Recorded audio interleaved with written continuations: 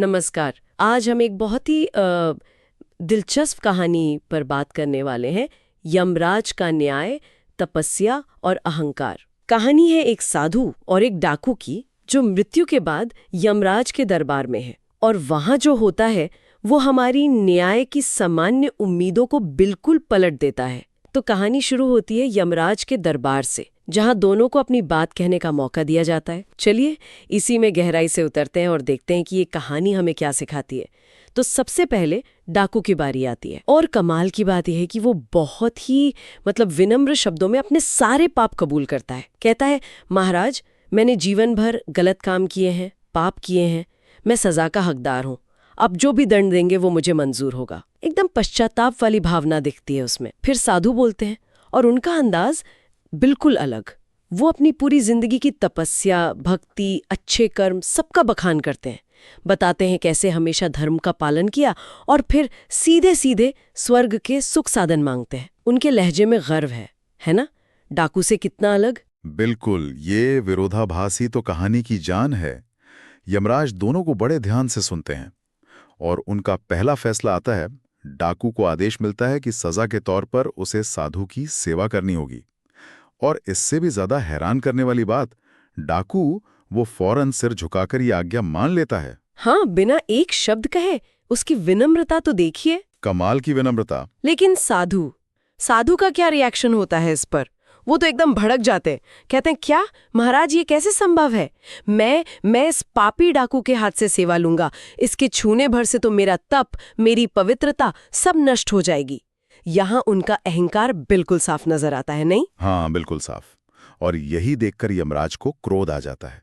वो साधु को समझाते हैं, अरे जरा देखो तो सही, जिसने जिंदगी भर निर्दोषों को लूटा मारा, वो आज इतना विनम्र है कि तुम्हारी सेवा करने को तैयार खड़ा है। और तुम, जिसने वर्षों तपस्या की, वो इतने अहंकार में डूबे हो कि उसकी सेवा लेने से भी कतरा रहे हो। यमराज की सबसे अहम बात यह है, वो कहते हैं कि साधु तपस्या के बाद भी ये मूल बात नहीं समझ पाया। क्या बात? कि सब प्राणियों में एक ही आत्मा है, सब अंदर से एक हैं।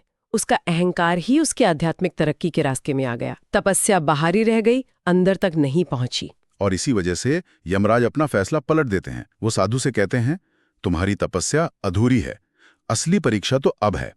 अतः आज से तुम इस डाकू की सेवा करो। ये तो वाकई चौंकाने वाला मोड़ है ना? ये कहानी असल में बाहरी धार्मिक दिखावे और सच्ची आंतरिक पवित्रता पर एक बड़ा सवाल उठाती है। ये दिखाती है कि विनम्रता का वजन अहंकार के साथ किए गए पुण्य कर्मों से कहीं ज्यादा है। सही कहा।